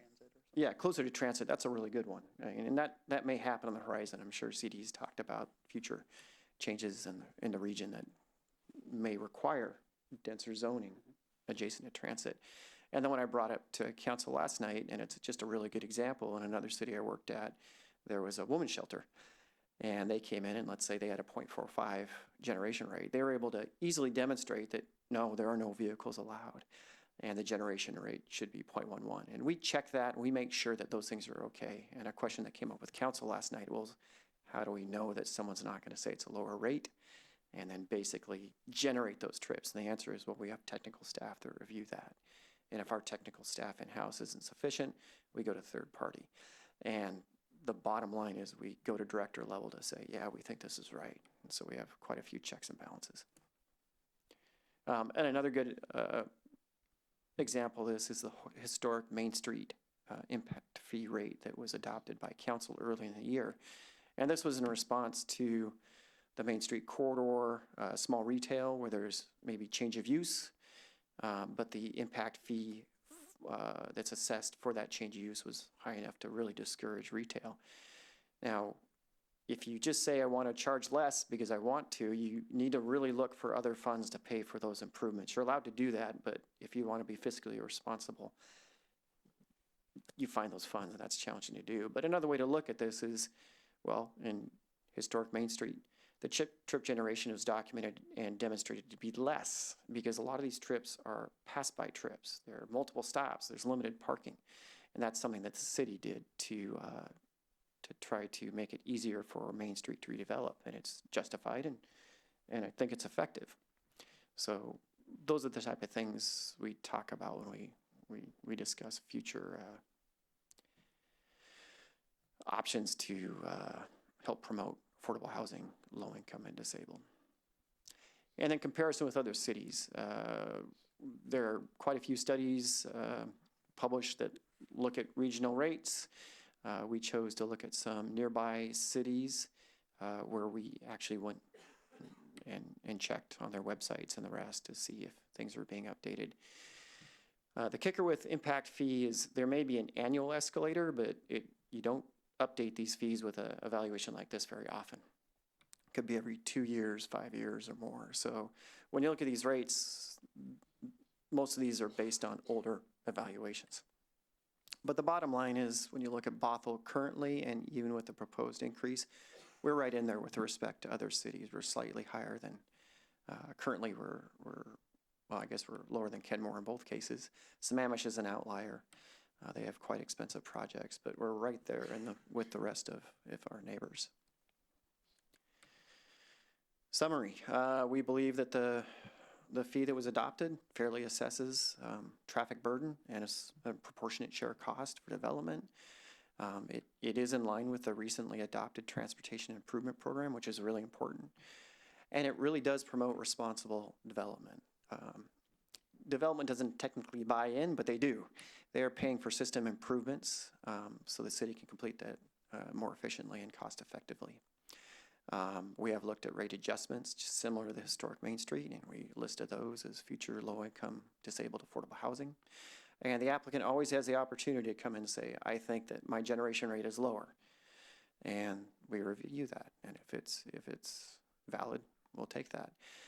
And then also future updates. This is all based on current zoning, the current TIP. If Canyon Park comes in and the zoning changes there may be some transportation improvements required to address that increased potential growth. And that would be something that's looked at in the future. And I will say that's pretty much the summary, and we'll start with questions real quick. But what neat thing about Bothell, it's very proactive with respect to making sure that development understands this is coming through the pipeline. So we sent basically a hearing notice and a summary to, I think it's like 43 or 45 members of the Development Services Advisory Group. I think I've got the acronym right. It's private developers within the city. We received one comment back, and it was, does this apply just to single family residential or apply through the entire fee schedule? And the answer is entire fee schedule. And then we had some questions from council last night with respect to are there ways to lessen the impact on small retail and change of use? And we basically discussed that maybe it's not appropriate to address that with looking at the actual fee per trip, because that's very simple math. There's this burden and this many trips, but look at options for documenting if certain type of uses has a smaller generation rate. And that's something that will be discussed next year, I believe. That's what I have for you. Thank you, Boyd. When you said simple math, you lost me at numerator, denominator, but, Sorry. but that's okay. D denominator down. Just to pick up on something that Boyd mentioned about affordable housing, that is something obviously that is an important goal for the council and something that we spend a lot of time looking at. And there are different ways that we can approach that in terms of impact fees. For under state law, that is one of the few, if not the only, allowance that is made. You can actually exempt, or waive, I should say, up to, I believe it's 80% of the transportation impact fee for affordable housing. And I believe affordable is at 50% AMI and below. That's if I my recall understanding. correctly. It's not 80, it's 50. So it really is getting at the low and very low income. And you don't have to replace that money. Unlike if it's waived, if the city decides on a policy basis to waive it for certain types of retail because we want to encourage that, we have to find another source to actually make up that difference. So that's an important tool that's available to the city. Now, having said that, that still reduces the amount of money that's available in the fund to do those improvements. So for practical purposes, we probably do have to find the money still somewhere else. But that's an option that's available to us and will be part of the discussion with the council. The other thing I wanted to add that Boyd alluded to at the very end was we're also looking at fees overall in terms of affordable housing as part of a project we're doing next year. We have an intern coming in who's going to do some research for us and look at the different types of fees, including utility fees, specifically for ADUs, but that may extend to affordable housing, other types of affordable housing as well. So we're continuing to look at all of those things to make sure that we're trying to keep some affordability in the equation for all of the new development that's coming. Thank you, Michael. Anybody have any questions for Boyd? No, that's a great presentation. Thank you. Thanks for coming. Would it be possible to get a copy of the slide deck just for further digestion? Cool. Certainly. Thank you. Yes, thanks for coming out the second night in a row late. Thank you. I have three comments and maybe questions. I know one of the commissioners, Commissioner Kiernan, always makes comments about taking on additional maintenance liability as the city for new projects, and that fees that are assessed as a one-time sort of stimulus don't necessarily cover that maintenance. And I understand conceptually that we're adding capacity improvements, but on major improvement projects, the capacity improvements do likely result in more maintenance liability. If we're, for example, extending new lanes on 527, there's going to have to be, there's costs associated with maintaining that pavement and et cetera. So is there any way that that these fees are going to be more forward thinking than just at the beginning, or is it just restricted to the purchase instead of the maintenance? It is restricted to adding capacity. It is expressly disallowed for maintenance and operations. So, so when we add capacity to our infrastructure, is that additional maintenance cost and burden thoroughly planned into the scope of additional budgets and future budget? That's a very good question, and it's really easy to answer with respect to sewer and water. Streets is a little different because the city does not have current revenue sources dedicated, besides the levy sources that are dedicated for certain things for ongoing pavement preservation on all roads. With that said, the city's been fortunate to have citizen support for levy support that is maintaining some of our principal arterials and collector arterials, and most all of these projects are those type of projects. And with that, the city's also been successful on those major arterial connections for overlay grants and the rest. So yeah, I can't answer and say that there's a for sure funding source, but the city has approaches to address those issues. And, Right. and one is to have very strong design standards that apply to both public and private development. So in the recent, within the last year, the pavement sections have been increased to look at more robust long-term pavement sections. That's great, thanks. The other two comments.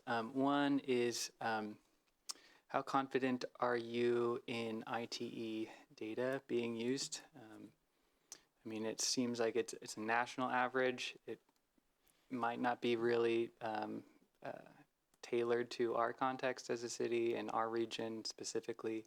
ITE data can also be twisted heavily by consultants, and I just don't trust it very much as a consultant myself.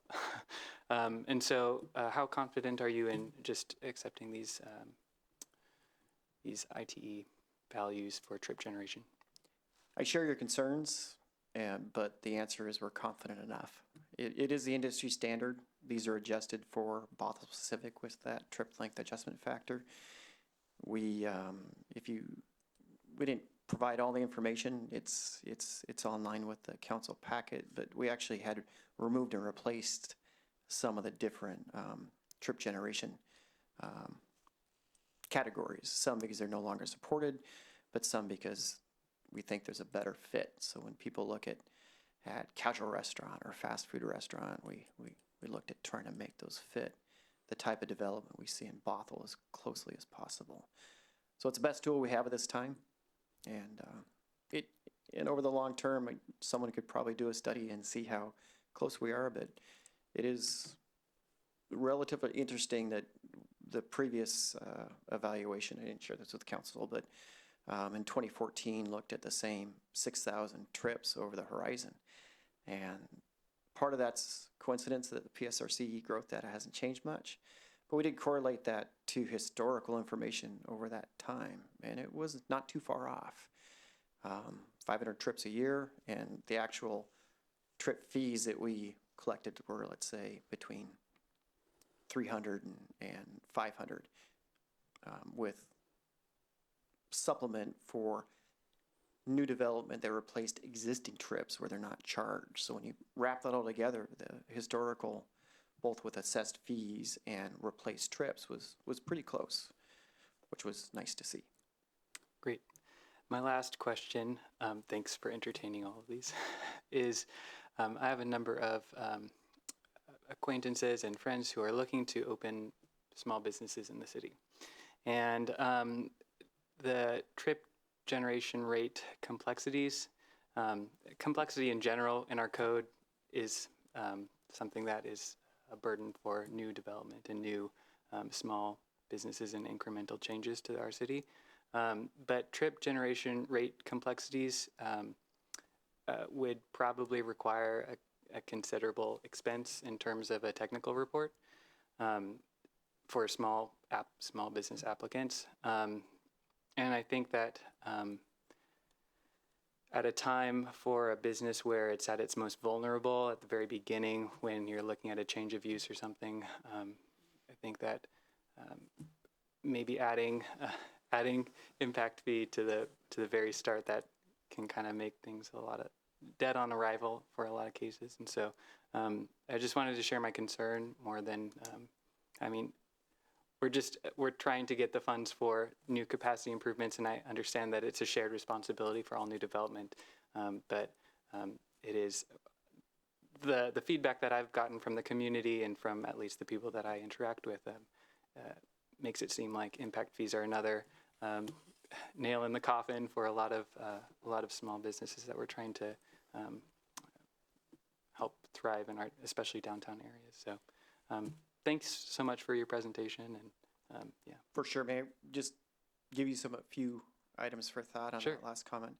Yeah, we see that issue, and it is expensive, but there is a burden on the system, and in my professional opinion, the city would be remiss not to address that burden. With that said, with Planning Commission and Council, the forward thinking, even that historic Main Street rate, what that does is that schedule of charges that's published there, it makes it so if you're a smaller project, you can just point, and this is what I've got. And I've got a convenience store, and it's 1,000 square feet, and this thing says that there's X number of trips per 1,000 square feet. That's what's existing. And now I want to turn it into a restaurant. And for the same square feet, it's now this slightly higher rate. It's very simple to do the math. Okay, it was 10 trips before. Yeah, it's 12 trips now. We're paying 2 trip impact fees. So we set that up. And then the reason the historic Main Street came around is we had folks come in with the exact same concern. I think there's a lower trip generation rate.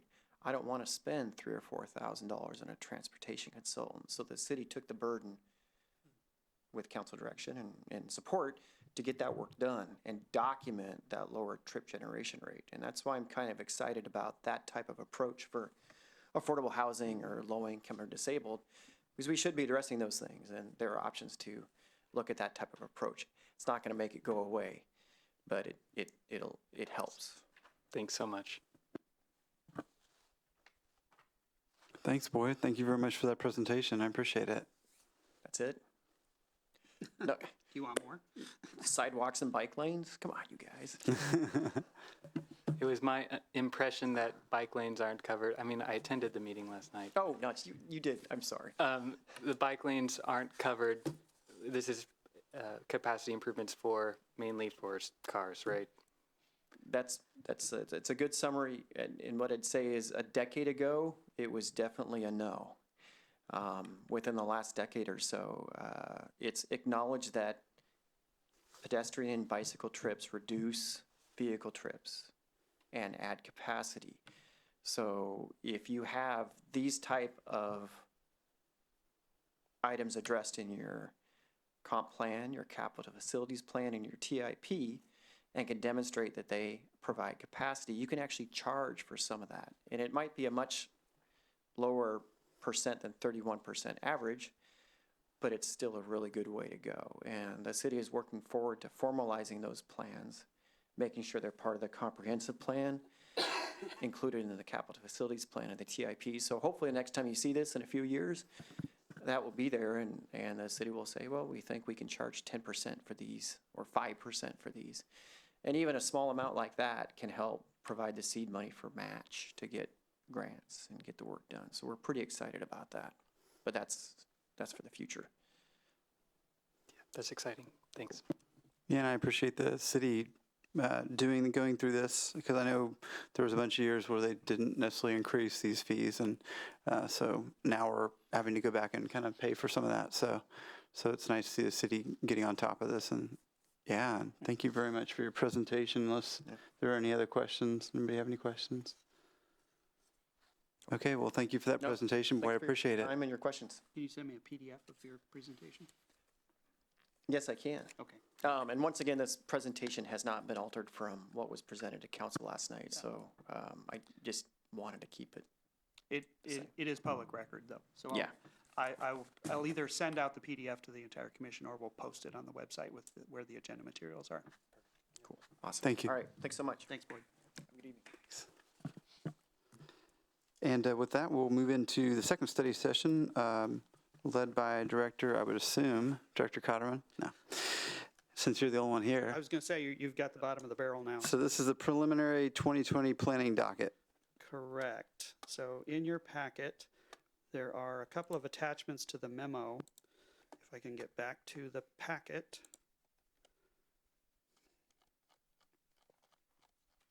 The first attachment is highlighting all of the things that we have done so far from the 2019 packet. I'm slowly getting there. Here we go.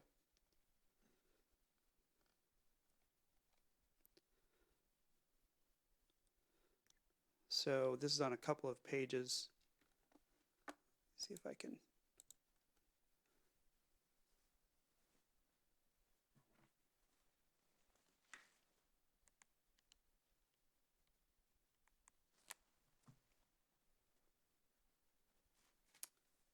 I'll just do it from here. So I can go through this very quickly. You can see the items in green are things that we've completed. So there's actually quite a bit that's been done. The Shorelines Master Program was a significant amount of work. The Critical Areas Ordinance update, to give you an update on that, we had started work on that. We had taken something to council. They had raised some additional questions and asked us to do some additional work, which we are in the process of getting a consultant on board to do that work. So that'll be done probably in the first half of 2020. The wireless communications facilities, I'm happy to report that was adopted, and we're done with that for now until we get an application in. Comp plan amendments, I think you're very familiar with those. I was going to give you an update when I get to the staff reports on what was done last night with the minimum density, so I'll talk about that. You may recall the bike plan adoption was deferred. They were not able to complete that this year as part of the amendment cycle, so that should be coming in the 2020 amendments. Billable lands report is underway. That will continue on through the next year and a half to 2 years. We have the two counties that we're working with. So King County is really focused on getting that work done in 2020. It's not due until June of 21, and Snohomish County will be doing it more on that timetable. So a little bit of a split approach there. Canyon Park, I think you're pretty familiar with where things are on that. The housing strategy implementation, pretty self-explanatory. The multifamily tax exemption, your work on that is done. That's scheduled to go to council on January 14th, excuse me. for their initial briefing on this and the approach that we're taking. So the Planning Commission's work on that in terms of areas to include will be part of that study session with the council. And we hope to wrap that up in the first or second quarter of next year. Everything under number 8 were the housekeeping amendments that you dealt with earlier. The 2 items, I and J, were deferred. And you'll note when I get to the 2020 that the short plat comes up on that. The residential care facility is still on there, but that's not as high a priority at this point, at least unless the commissioner or the council wants to make it a priority. For the code amendments to the downtown sub area, again, you're familiar with these, you're working on these.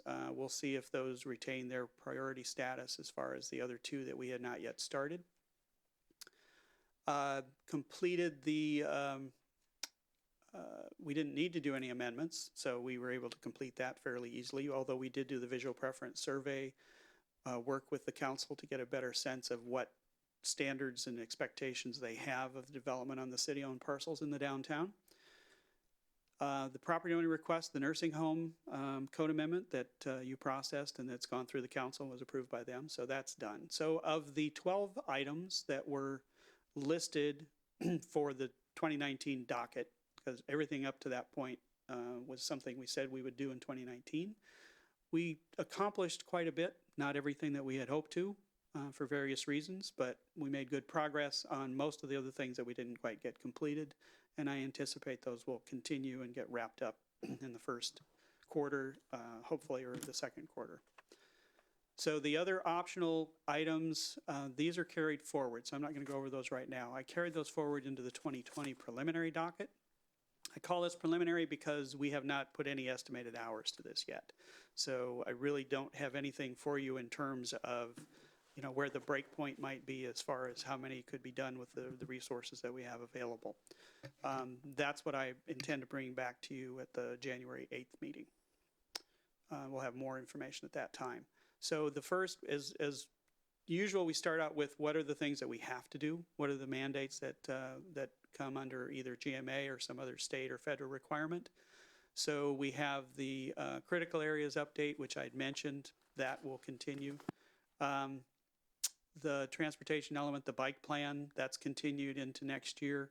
We also have some additional privately initiated comp plan amendments requests that have come in, and I'll cover those. They're listed separately later on in the docket. I should point out these numbers on the left are just for reference purposes only. This is not a preliminary priority list or anything like that, although certainly the mandated items we anticipate would be higher priority. The buildable lands report, I mentioned that. That's going to take quite a bit of work over the next 1.5 to 2 years. Similarly, coming out of that effort in preparation for our next major update of the comprehensive plan, we'll be doing growth targets. Those are assigned by the counties, but they're done in collaboration with the cities. And again, because we're blessed to be in 2 counties, we'll be working on 2 separate sets of targets.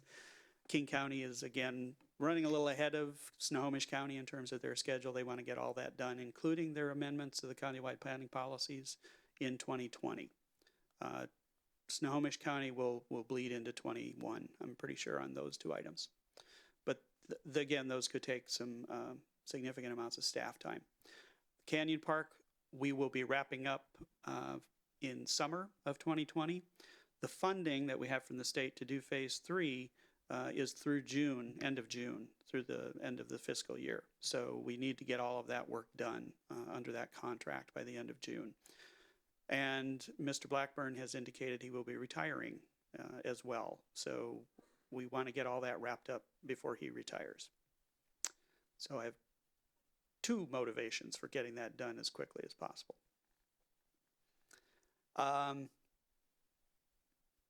The housing strategy implementation, there's one item that I forgot to include on here, and my apologies to Mr. Westerbeck, because this was something he had requested that the commission consider adding to the docket, and that's cottage housing.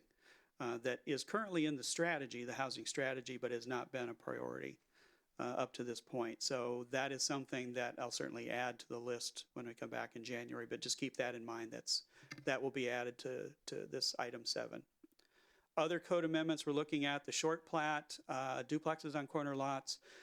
These, again, are two things that, the short plat is a continuation from last year. We deferred that in part because it looked like the legislature might just do that across the board and we wouldn't have to. Instead, they put it on the menu of things that we could do to encourage affordable housing and provided some grant funding. We did apply for that and were awarded that. So that A and B on there, we did receive grant funding for, so that's why those are on the list for 2020.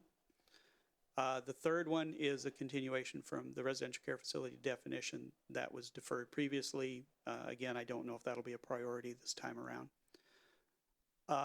Continuation of several of the code amendments for the downtown. I don't think there's anything new there, but we hope to be wrapping those up.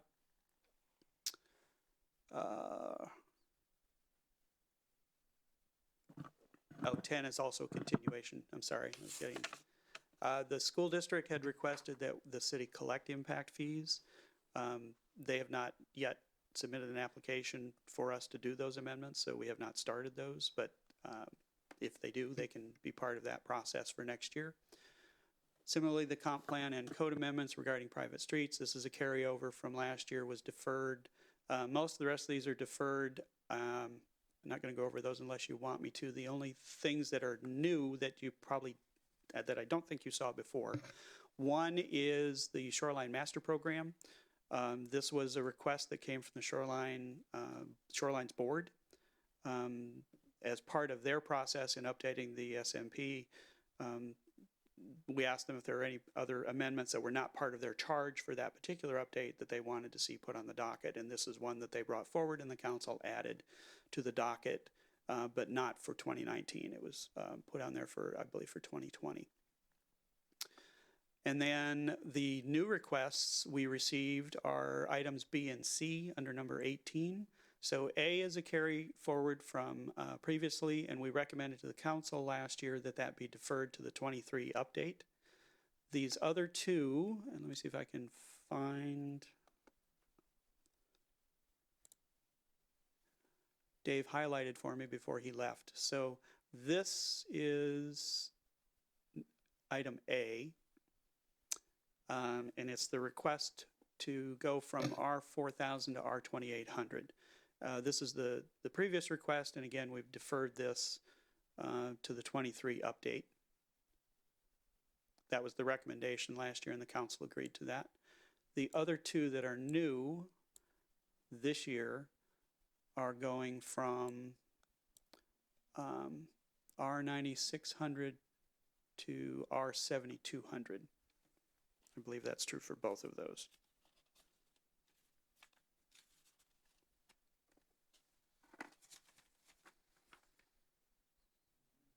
Yes.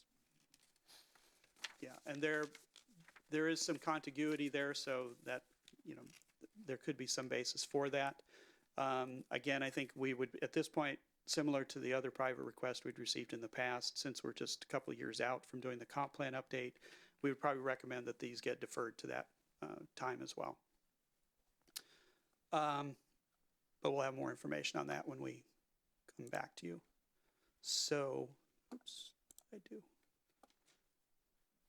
And then Nike Hill's also a continuation from before. Can you go back to that map real quick? Is that still open?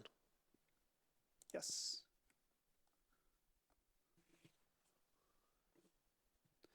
So it's these two. What's the? That's item C and this is item B. This the green with slash line. What is that? Is that? This is wetland. Okay. Thank you. Mm-hmm.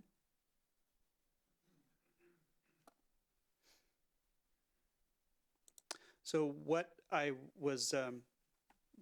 hope to do tonight with the Planning Commission is just to give you a preview of all of this, but also just to get any initial thoughts, or if there's anything else that you want to add to this list. I'm not asking you to do any prioritization or anything like that. We can spend some time on that when we come back in January, where we'll have those estimates of the staff hours and resources that are available. Do you have any questions on any of these, or any that you would like to add, or any clarification that would be helpful? I'd still, and I'm probably the only person, but I'd still like to look at TDRs just as a option in the city of Bothell. And we looked at it 3 years ago, but maybe, but haven't touched it since. Okay, I can put that under or overall code amendments. So that'd be item 8, code amendments. And something specific about TDRs, because there are a lot of different ways that could be applied. Is the particular one area to another that you have in mind, or a particular type of No, development with density transfers? Is that what you're talking about? yeah, kind of like how South Lake Union was successful as far as transferring, some of their added capacity in that area for preserving farmland up north. I mean, it'd be nice to keep within the city of Bothell, and I think that was a sticking point in prior discussions, but I think we can have a broader look than that. We had a good discussion with King County. Snohomish County, I think, was a little newer in their process at the time, so it just would be nice to, at one point, circle back with them and see what's possible. Okay, so you're talking about applying, basically transferring density from outlying areas into the city of Bothell Correct. to preserve agriculture or Yeah, and if there's forest areas or something like that. yeah, if there's open space that you can be applied against, I mean, there's lots of different avenues. I think it'd just be good to get a refresher on that. Okay. I'm somewhat familiar with the King County program. I'm not familiar with what Snohomish County has in place, but we can look into that. Okay.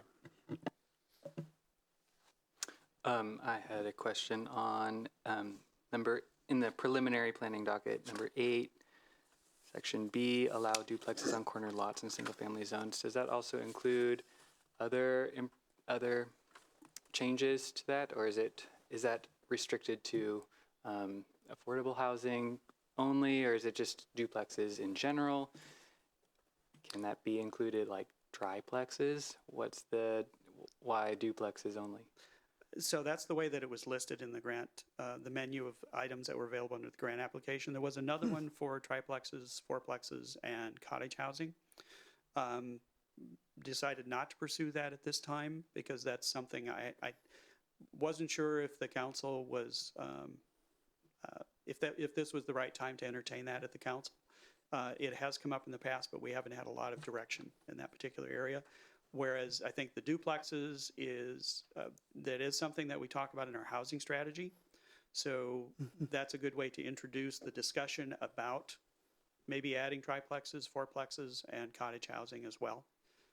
It starts that discussion. It opens the door to that discussion. Great. And I think that, excuse me, the duplexes on corner lots, we can show, I think, a little more easily how those could fit in with a single-family residential subdivision. You can design it in such a way that you don't going on one street, it looks like a single-family house because there's a door on that street. You go around the corner, it looks just like a single-family house because there's an entrance on that side. So there are ways to do it that it's, I think, a little more palatable to the general public. I see. And that's if there aren't structural changes to the comprehensive plan in 2023 for the preservation of single-family residences, large swaths of the city remaining single-family residence restricted. So, like, I'm sorry, is there? It seems like it's separate. There, or- if so, 2023 code, not code, planning, comprehensive planning update would just be restricted to the buildable lands and countywide planning policy amendments in numbers, I guess, 2, 3, and 5, but it wouldn't include anything related to the code amendments in number 8.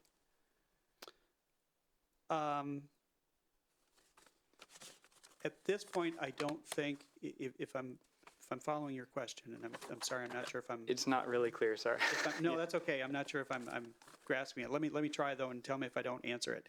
So, in terms of what we would need to do for the comprehensive plan to do these code amendments that I've listed here, like the duplexes and the short plats, I don't think we need to do any changes to the comp plan in order Okay. to put those in place. That you answered it exactly. That was my question. That's my understanding in talking with staff. Now, for some of the other things, like we're talking about maybe with the triplexes, the cottage housing, doing more in terms of what would be allowed in single family, that I'm sure would require some policy changes in the comprehensive plan as well, and that would be part of that could be part of the discussion for the 23 update if that's that's some direction that we get to evaluate that. Yeah, great.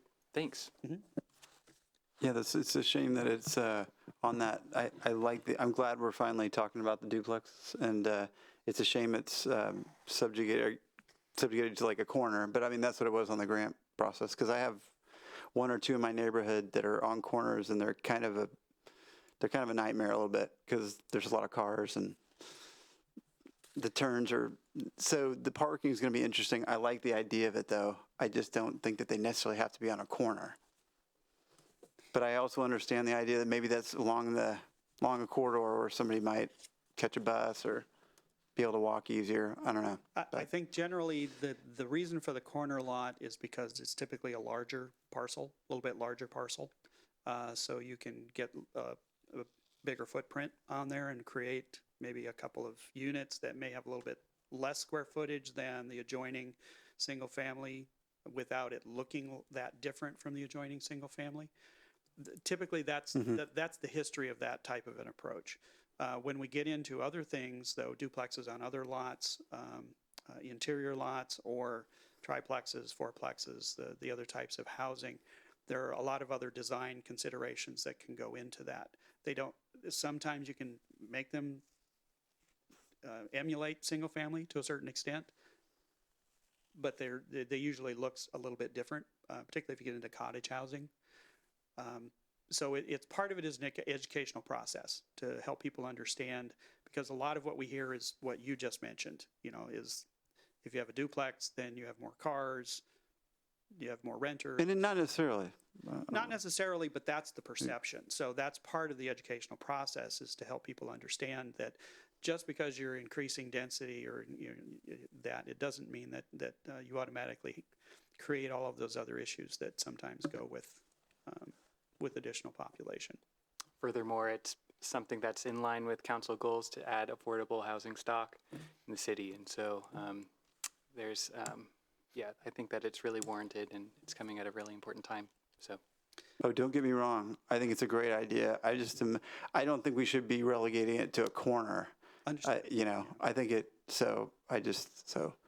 I can think of instances. Anyway, we'll be reviewing it. We'll have enough time to talk about this later. And just to point out, we did add something last year to the code regarding some areas where duplexes are allowed in single family if one of the units is affordable. So we've already started down that. That's true. Yeah. Just following up on the comment you made earlier about Bruce announcing his retirement. Well, not Or officially. not officially. But he's been pretty clear about it with me. Okay. We put together a letter maybe a year ago about trying to get more support in the budget for long-term planning. Is that something that can be set early part of next year, where we can bring somebody along to kind of sponge off of Bruce's knowledge, so someone doesn't just start cold? Or That's a conversation I'm going to have with the council when I present the docket to them. Okay. Yeah, part of that money that we receive from the state for Canyon Park is going to be paying for a portion of Bruce's salary. So we've got some salary savings there, and one of the reasons I wanted to do that was to be able to bring someone on a little sooner to absorb as much of his institutional knowledge as possible. So, like I said, we'll be having that conversation with council, and we'll see what we're able to do with that. But thank you for the comment. Couple other questions. With regards to, so explain more to us, just in brief, just about the school district impact fee collection and the holdup on that, or it's not necessarily a holdup? It's not a holdup. So currently, the city has adopted impact fees for the school district. In fact, they came last night and requested an increase that was approved by the council. But we do not actually collect the fee. When someone applies that requires an impact fee from the school impact fee, they have to go to the district office, pay the fee, get a receipt, and provide us with the evidence. So we don't physically collect the fee. A lot of other jurisdictions do. It's all handled at the same place. And the request from the school district is that the city of Bothell take on that collection responsibility. The reason we haven't done that so far is that it requires a code amendment. Okay. And they have not applied. They've said they wanted us to do this, and we've agreed that we would process it, but they've not applied for the code amendment. They've had some other issues come up this year that they've had to deal with. I think that's part of it. It would probably also require us to do an interlocal agreement. So it's something that's going to take a little bit of time and effort. Yeah. Thank you. We're not opposed to it. I think it's just, Sure. and we can actually recover the city's costs for administration of the collection of those fees. So. Great. And lastly, just as Patrick put it in the ping for TDR, like one of these days, I would love to have some kind of development incentive for developers, especially in the downtown core, anything where trees do not obstruct it, to have solar arrays all over the place. Like I'd love for the city to have some kind of goal of producing, like 1% of their power or something. I don't know what that is, but I just feel like we need to start doing more about that. And I just feel like we're missing a big opportunity with a lot of new construction. Did you specify for downtown? Did I hear that, or were you talking about citywide? Especially in the maybe your canyon parks, your downtown places where it's just really going to be successful. Okay. Because it's not Higher obstructed. density activity area. And you just can put them all at the same angle, and then so I think that'd be pretty cool. I think the city would get behind it too. I think a lot of the residents that live in Bothell would be excited about something like that, and it would be an incentive. So if a developer were to do that, get a bonus density or reduce. I don't know. You can go a million different directions with that, but Okay. so thank you. I will add that to the list as well, Thank you. along with TDRs and the cottage housing. And the cottage housing. I'm assuming you wanted the cottage housing. I think that was, I'm I like making a the idea of presumption cottage that, I think housing. that was favorably Yeah. received when that came up before, so. Great.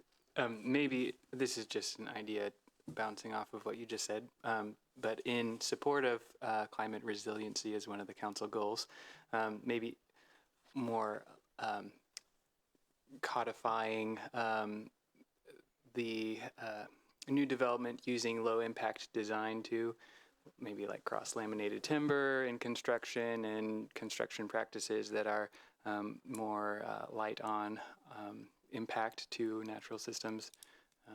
So that could be more of a wide ranging thing than just solar, but that's a huge energy production is a huge part of what we Yeah, should be getting the into. lid into that. Yeah, that's a good one. So Just LED in general. could be general, but definitely good. Yeah. Okay, I will add that one as well. Great. Well, thanks, Michael. I think that's all we got for you. Thanks for that great presentation and for keeping us up to date. And I think it was pretty successful looking at that list. I mean, we did get a lot done with, and Bruce, you yourself and Bruce and Dave do a great job on a small bit of manpower. So work really hard. So thank you. It's good to review all those and see kind of what we've done. Mm-hmm. Well, thank Throughout the you. year. I mean, the planning commission was involved in most, if not all of that. Right. So there's a lot of good work and heavy lifting, I think, all the way around. So appreciate all of your work on that as well. Thanks. Is there any old business today, Michael? I don't believe we have any old business. I have just a couple things under staff reports. And then, okay. Staff reports? Okay, so I mentioned the school impact fees were adopted last night by the council. The request from the district was to increase the single-family rate from about 16,000 to 20,000, and multifamily from about 1,800 to 3,500. Those were approved by the council. As you heard from Boyd Benson earlier this evening, they also approved the transportation impact fee increase. There was a lot of discussion about what that meant in terms of affordable housing and development in general and how we compare to other jurisdictions. The council understands, I think, and appreciates the importance of making sure that development is paying for a portion of their impacts, of the impacts of growth on the city, but also recognizing that there may be some other trade-offs related to that. So it was good discussion and very thoughtful action on the part of the council. The Canyon Park draft EIS will be issued this Friday. So that will have a comment period through January 13th of 2020. We're providing a few extra days because of the holidays, but that should hit the streets on Friday, and that starts that period. So that's the next big milestone really in this project. We're very excited about getting that out. I can't tell you how excited Bruce will be when that actually gets out the door. And then last night was the public hearing at the council on the minimum density for the Canyon Park North Creek area. We received an appeal on Monday of the SEPA determination for that amendment from the Canyon Park Business Owners Association. The appeal is, the basis of the appeal is that there was not adequate analysis of what the minimum density will mean in terms of additional development and whether the roads can handle that. Our response to that all along has been, we're not increasing the maximum, we're not raising the amount of development that can occur in the park. We're simply setting a floor for what the future development needs to be there. But they appealed. We're working with them to see if we can resolve that appeal. So we asked the council last night, since they could not take action pending outcome of the appeal, we asked them to continue the public hearing to December 17th. So if we can resolve it by then, they'll be able to close the public hearing and take action on that. They also heard from Sound Transit last night. We received a comment letter yesterday afternoon, and we had staff from Sound Transit present last night essentially the same request they had made of the Planning Commission before, to provide an exemption for essential public facilities. That was not well received by the council, and they have asked us to send a letter to the Sound Transit Board. They felt that it came across as a threat, that if the city did not agree to do that, that it would jeopardize the BRT service to Canyon Park. So that really was not very well received by the council, and they've asked us to send a letter to the Sound Transit Board, which we will do. So we'll continue to work with Sound Transit, and I had a very lengthy, good conversation today with one of my counterparts there. We're going to continue to work on how we can address the concerns that the council and the city have about the impacts on Canyon Park of such a low-level development occurring in our regional growth center. So just to give you an update on that. So Great. We'll see what happens with the appeal. Hopefully we'll resolve that and we can move forward on this. I would anticipate there may be future appeals as well from one or more parties as we move forward with some of these items on Canyon Park. We are also starting outreach, I think, after the first of the year with a lot of the surrounding neighborhoods when we talk about some of the transportation impacts that Bruce had discussed and the possible future extensions of some roadways through those areas. So with that, I think I've pretty much covered everything.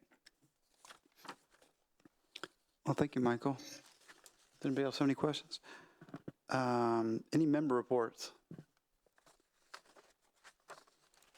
Nothing? I just got used to that. Okay. Nothing from Commissioner Curd. Motion to adjourn? Motion to adjourn. Second. All those in favor of adjourn, say aye. Aye. Opposed? We are adjourned. Thank you all for coming tonight. Really appreciate you being here, especially since obviously Dave's not the only one fighting a cold tonight. So thank you, Patrick, for